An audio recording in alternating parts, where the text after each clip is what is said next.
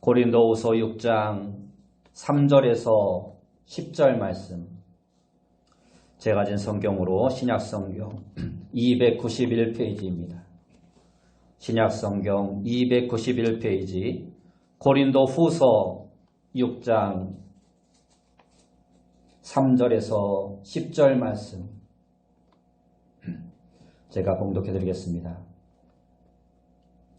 우리가 이 직분이 비방을 받지 않게 하려고 무엇에든지 아무에게도 꺼리끼지 않게 하고 오직 모든 일에 하나님의 일꾼으로 자천하여 많이 견디는 것과 환난과 궁핍과 고난과 매맞음과 갇힘과 난동과 수고로움과 자지 못함과 먹지 못함 가운데에서도 깨끗함과 지식과 오래 참음과 자비함과 성령의 감화와 거짓이 없는 사랑과 진리의 말씀과 하나님의 능력으로 의의 무기를 좌우에 가지고 영광과 욕됨으로 그러했으며 악한 이름과 아름다운 이름으로 그러했느니라.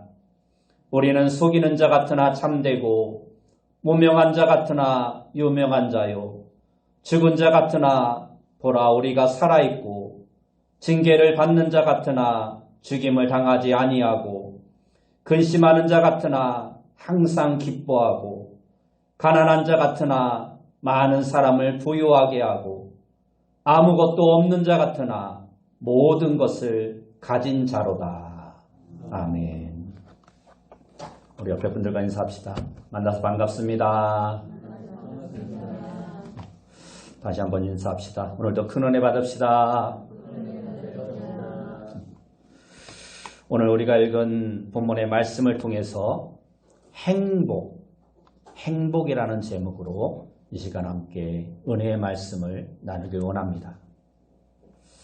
오래된 외국 영화 가운데 초원의 빛이라는 영화가 있습니다. 이 영화 속에서 두 주인공 버드와 윌마는 같은 고등학교를 다니며 서로에 대해서 호감을 갖고 사랑하는 사이가 되었습니다.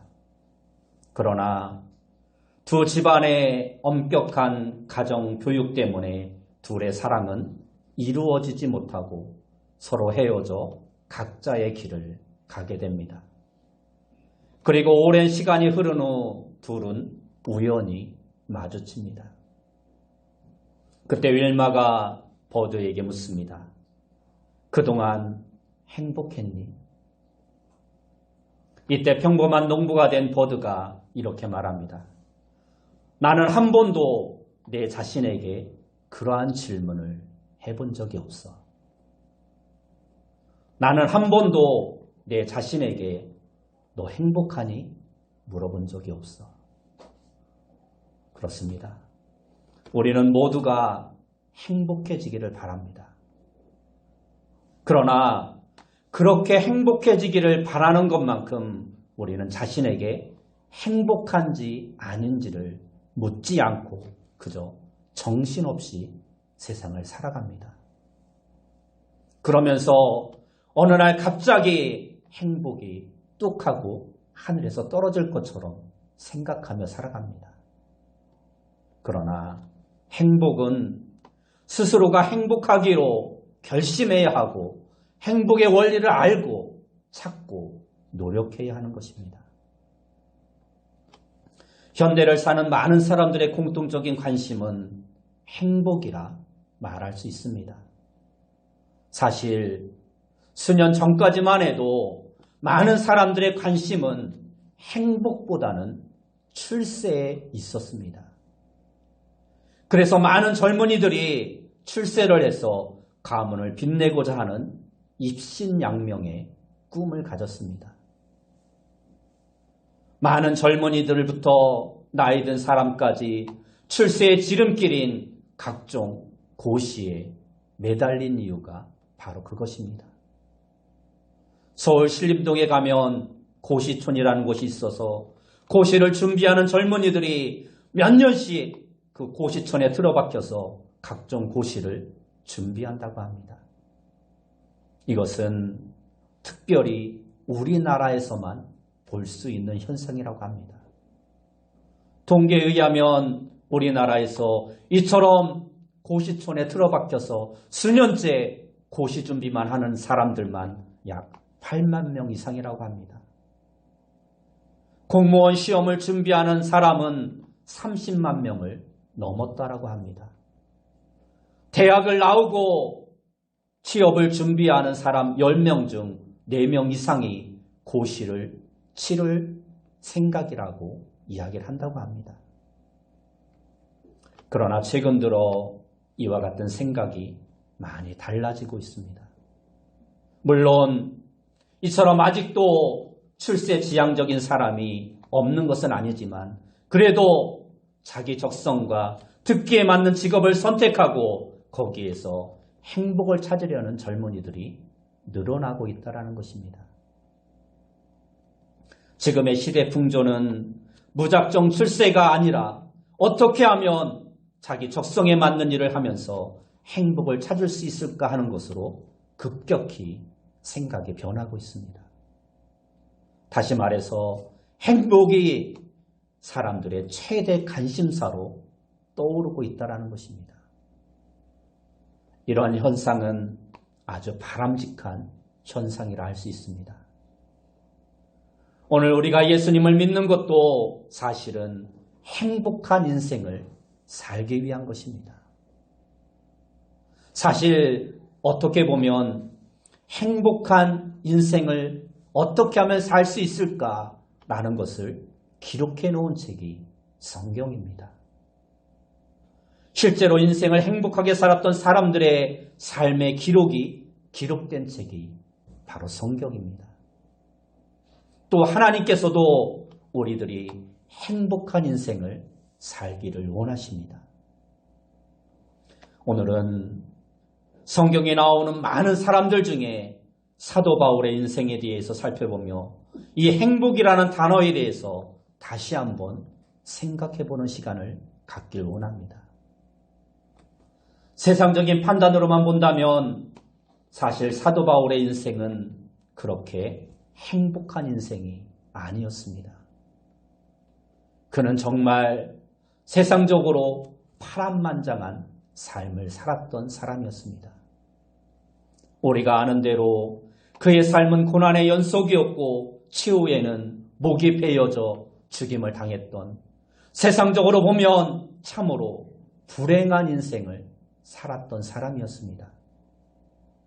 그러나 그것은 어디까지나 하나님과 천국을 알지 못하는 세상 사람들의 관점이고 정작 바울 자신은 자신이 행복한 인생을 살았다라고 말하고 있다는 것입니다. 디모데후서 4장 7절과 8절에 보면 나는 선한 싸움을 싸우고 나의 달려갈 길을 마치고 믿음을 지켰으니 이제 후로는 나를 위하여 의의 면류관이 예비되었으므로 주 곧 의로우신 재판장이 그날에 내게 주실 것이며 내게만 아니라 주의 나타나심을 사모하는 모든 자에게도니라 하고 말씀하고 있습니다. 이 말씀은 바울 자신은 결코 후회 없는 인생, 행복한 인생을 살았다라는 것입니다. 바울 주위에 있는 사람들은 아무도 그를 행복한 사람이라고 말하지 않았지만 정작 본인 스스로는 행복한 인생을 살았다라고 말하고 있는 것입니다. 우리의 주위에도 보면 참으로 행복해 보이는 사람이 더러 있습니다. 그런데 그러한 사람도 찾아가서 물어보면 참으로 인생이 고난의 연속이었다고 지금도 힘든 삶을 살아가고 있다라고 말을 합니다. 그런데 사도 바울은 반대로 행복한 삶을 살았다라고 말을 합니다. 그렇다면 사도 바울의 행복은 어떠한 행복이었을까요? 사도 바울은 무엇 때문에 그렇게 힘든 상황 속에서도 행복하다고 말할 수 있었던 것일까요? 보통 세상에는 세 가지의 행복이 있다라고 말을 합니다. 첫째는 소유지향적인 행복입니다. 이것은 무엇인가를 가짐으로 해서 오는 행복입니다. 우리는 무엇인가를 가질 때 즐거움과 행복을 느낍니다. 예를 들어 돈을 벌었을 때나 원하는 것을 소유했을 때 우리는 행복을 느낍니다. 자동차를 처음 가졌을 때, 처음 장만한 집에 누웠을 때 그 행복은 쉽게 잊혀지지 않을 것입니다. 이렇게 소유를 통해서 무엇인가 가졌을 때 우리가 얻는 행복이 있는 것입니다. 오늘날 많은 사람들이 원하는 행복이 바로 이러한 소유지향적인 행복입니다. 그러나 사도 바울에게는 이러한 행복은 없었습니다. 만일 행복이 무엇인가를 소유해서 얻는 것이라면 사도 바울은 행복한 사람이 아니라 불행한 사람이었습니다. 왜냐하면 사도 바울은 가진 것이 아무것도 없었기 때문입니다. 행복이 소유에서 비롯된 것이라면 사도 바울은 절대 행복해질 수 없는 사람이었습니다. 두 번째 행복은 체험지향적인 행복입니다. 이것은 사람이 무엇인가를 함으로 말미암아 느끼는 행복입니다. 여행을 하면서, 등산을 하면서, 노래하며, 그림을 그리며, 운동을 하면서 느끼는 행복과 즐거움이 있습니다. 어떤 사람은 음식을 먹으면서 행복을 느끼기도 합니다. 이처럼 몸을 움직이면서 무엇인가를 함으로 느끼는 행복이 체험지향적인 행복입니다. 이것은 무엇인가를 가짐으로 말미암는 소유지향적인 행복보다는 한 차원 높은 행복이라 말할 수 있습니다. 그러나 사도 바울에게는 이러한 행복도 없었습니다. 성경 어디에도 사도 바울이 이러한 행복을 누렸다라는 이야기를 찾아볼 수 없습니다. 세 번째 행복은 가장 높은, 가장 본질적인, 가장 행복으로 의미지향적인 행복입니다. 첫 번째 소유지향적인 행복이나 두 번째 체험지향적인 행복에는 한계가 있습니다. 이것은 일시적인 행복입니다. 물건을 소유하고 취미생활로 얻는 행복에는 한계가 있습니다.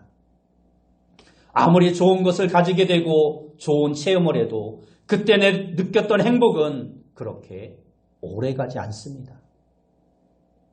무엇인가를 가지게 되면 더 좋은 것을 갖고 싶고 행복했던 체험도 오랜 시간이 지나면 쉽게 잊혀져 버리고 맙니다.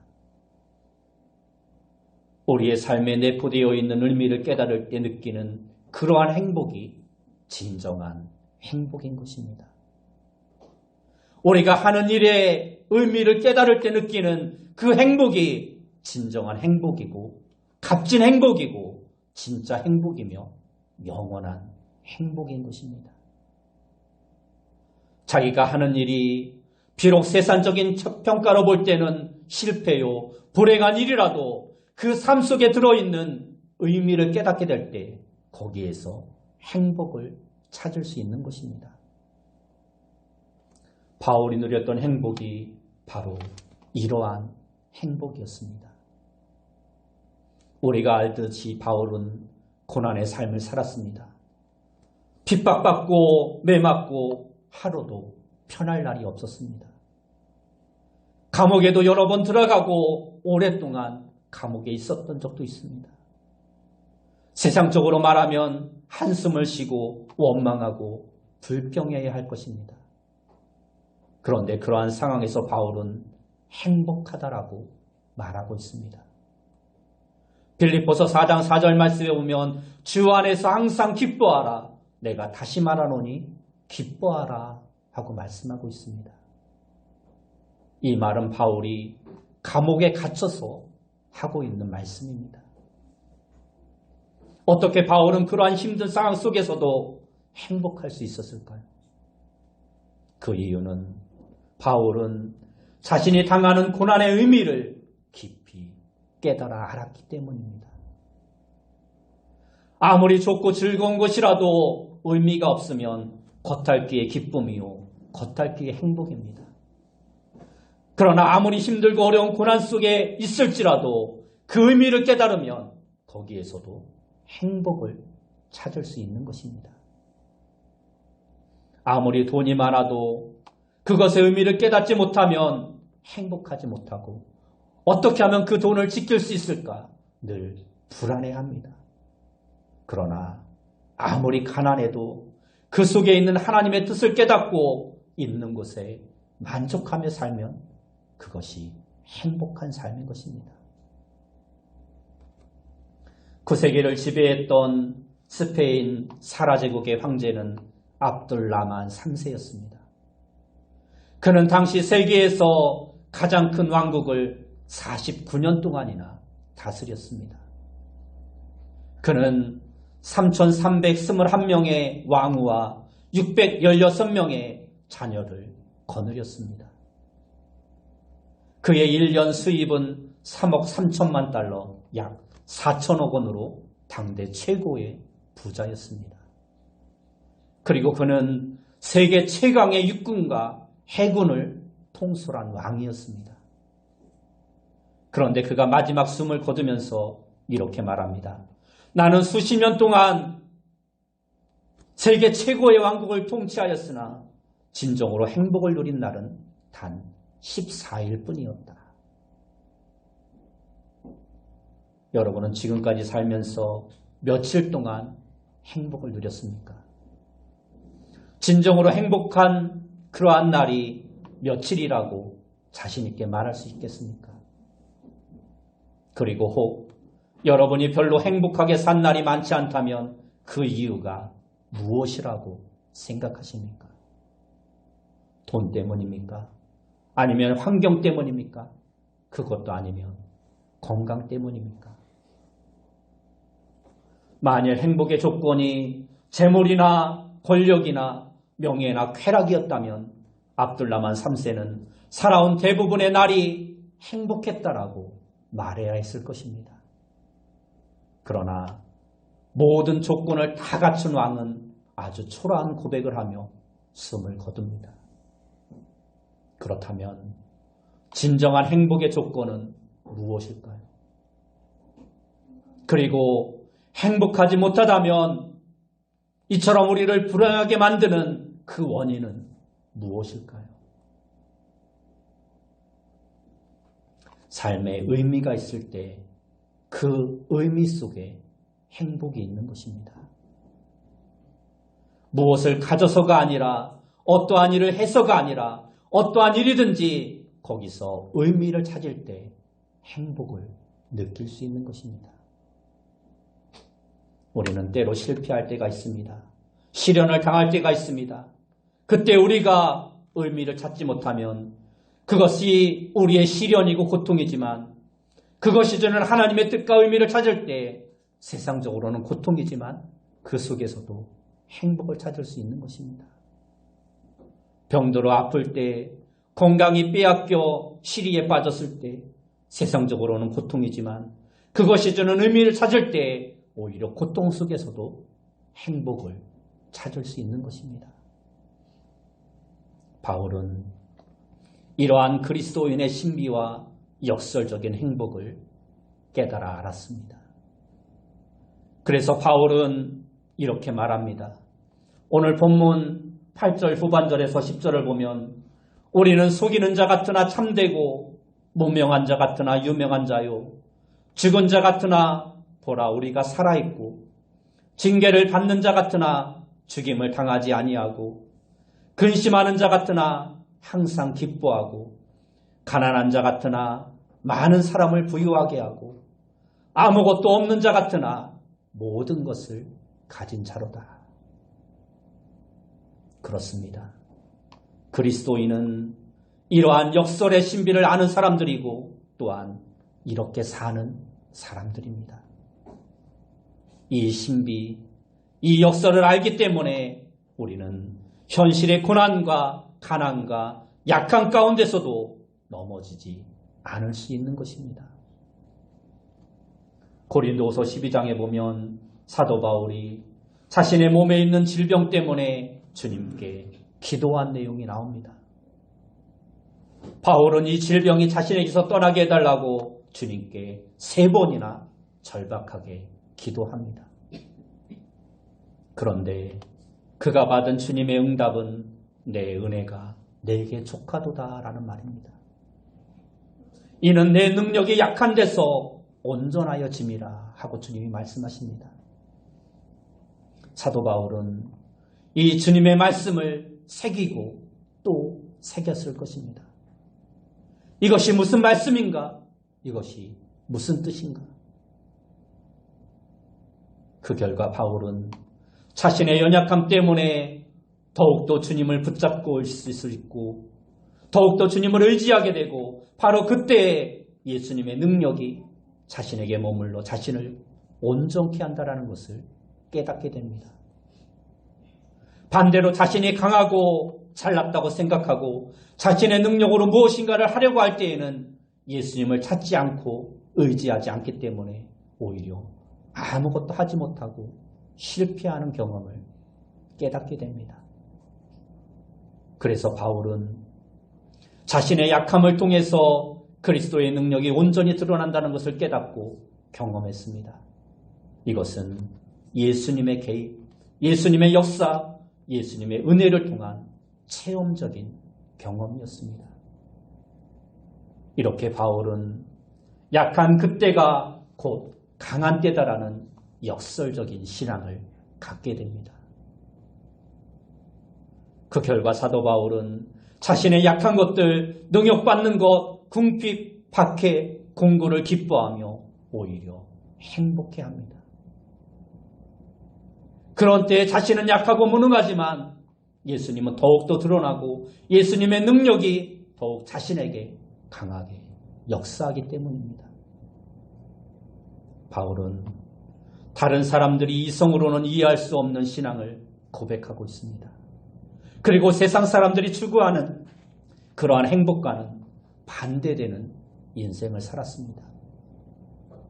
그러면서 바울은 본문 말씀을 통해 우리에게 이렇게 말씀하고 있는 것입니다. 겉으로 보기에 하나님의 자녀들, 그리스도인들, 하나님의 사역자들은 속이는 사람 같지만 복음의 진리, 영생의 진리, 하나님의 진리를 전하는 참되고 진실한 사람들이다. 겉으로는 무명한 사람처럼 보이지만 하나님은 알아주시고 예수님께서 인정하시는 유명한 사람이다. 때로는 죽어있는 것처럼 보이지만 그 속은 예수님으로 인해 살아있는 사람이다. 징계를 받아 고난 속에서 고생하면서 살고 있는 것처럼 보이지만 예수님 안에서 죽지 않고 하나님의 평강을 누리는 사람들이다.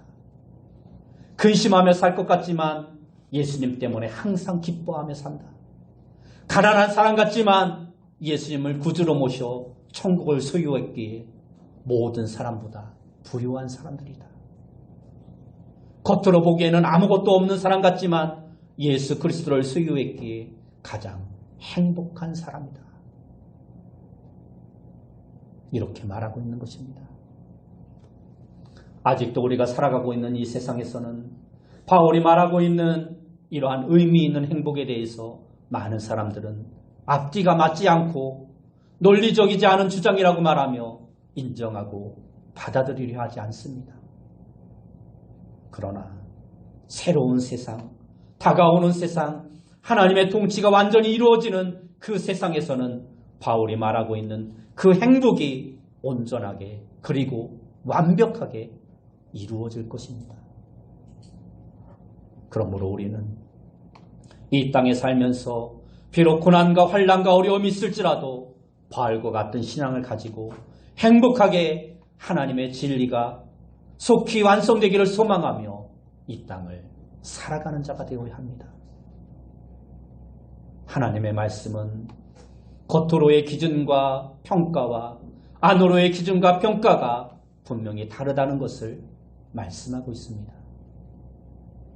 또 하나님의 말씀은 보이는 세상의 기준과 평가와 보이지 않는 세상의 기준과 평가가 분명히 다르다는 것을 우리에게 말씀하고 있습니다. 하나님의 말씀은 물질 세계의 기준과 평가와 영적인 세계의 기준과 평가가 다르다는 것을 우리에게 말씀해주고 있습니다. 하나님께서 어떻게 평가하시느냐? 하나님의 나라의 영원한 가치가 무엇이냐를 추구하는 그리스도인이라면 이 세상에서 바알과 같이 고난 가운데서도 행복한 삶을 살 수밖에 없는 것입니다. 그리스도인은 예수님께서 말씀하신 영적인 진리를 따라 살아가는 사람들이기 때문입니다.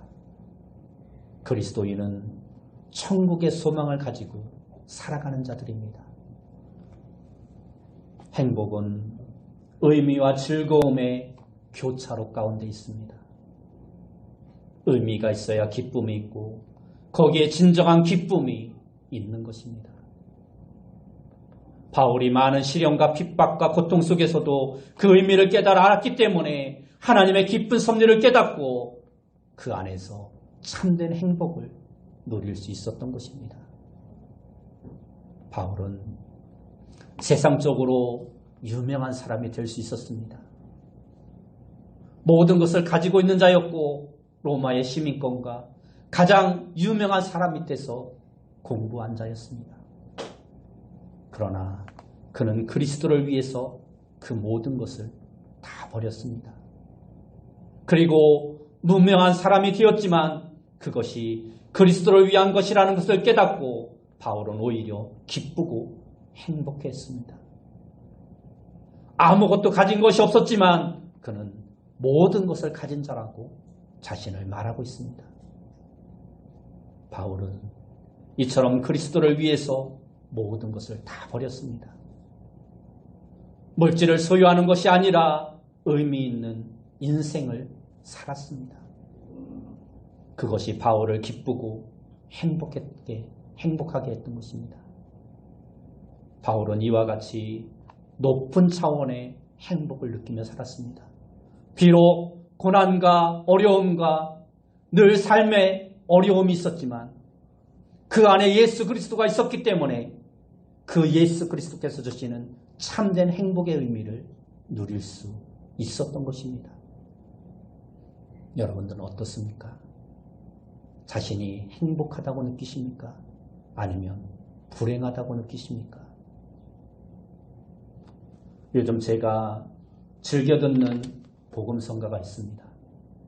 바로 행복이라는 찬양입니다.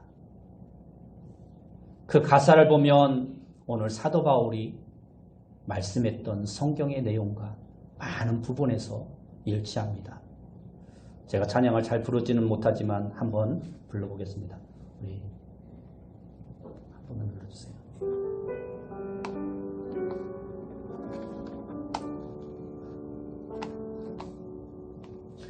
화려하지 않아도 정결하게 사는 삶, 가진 것이 없어도 감사하며 사는 삶, 내게 주신 작은 힘 나눠주며 사는 삶, 이것이 나의 삶의 행복이라오.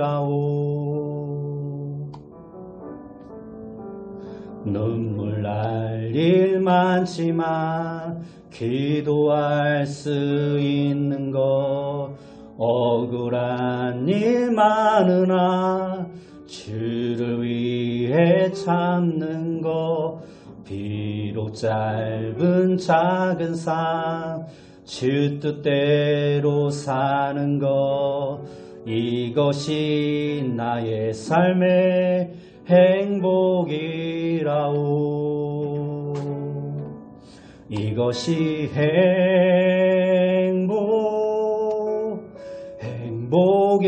행복이라오. 세상은 알 수 없는 하나님 선물 이것이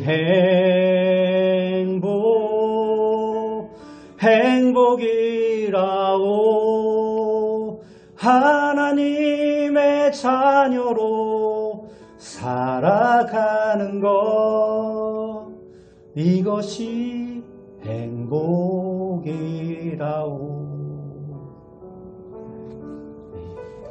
그렇습니다.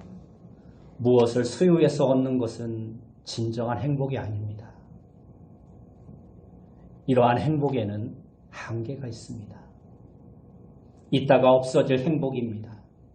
체험지향적인 행복도 잠시 기쁨을 줄 수 있을지 모르지만 영원한 행복과 기쁨을 가져다 주지 못합니다. 우리를 진정으로 행복하게 해줄 수 있는 것은 인생의 진정한 의미를 깨닫고 비록 고난과 역경 가운데 있을지라도 하나님이 우리에게 주신 그 의미를 깨닫고 살아가는 그것이 진정한 행복인 것입니다. 여러분의 삶에 바울과 같은 이러한 행복이 있기를 소원합니다. 소유해서 얻는 행복을 바라는 유치한 마음을 버리시기 바랍니다. 또한 체험을 통해서 행복을 얻으려는 어리석은 마음을 버리시기 바랍니다. 바울도 처음에는 그러한 행복을 원했습니다. 그러나 바울은 행복한 삶을 살기 위해서 과거의 무의미한 행복을 다 버렸습니다. 그러므로 바울이 누렸던 행복은 주어진 것이 아니라 스스로가 만든 행복이었습니다. 행복한 인생을 얻기 위해 무의미한 삶을 버리고 가장 의미 있는 행복을 얻었던 것입니다. 이처럼 행복은 누가 주는 것이 아니라 스스로 만들어가야 하는 것이고 세상적인 어떠한 것에 있는 것이 아니라 오직 예수 그리스도 안에 있는 것입니다. 아무렇게나 살면서 행복해지기를 바라서는 안 되는 것입니다. 진정 행복한 인생을 살길 원한다면 행복해질 수 있는 의미 있는 예수 그리스도를 찾고 누리고 소유하고 있어야 한다는 것입니다. 그리고 그 행복이라는 것은 비록 세상에서 누리지 못한다 할지라도 우리의 진정한 행복은 영원한 천국에 있음을 우리는 소망하며 살아가는 자가 되어야 합니다. 여러분 모두가 오늘 바울처럼 세상 사람들이 말하는 그러한 행복이 아니라 예수 그리스도 안에서 하나님의 자녀로 살아가는 것에 참 의미를 깨닫고 그 안에서 진정한 행복을 누릴 수 있는 귀한 성도님들이 다 되시길 예수님의 이름으로 축원합니다. 기도하겠습니다.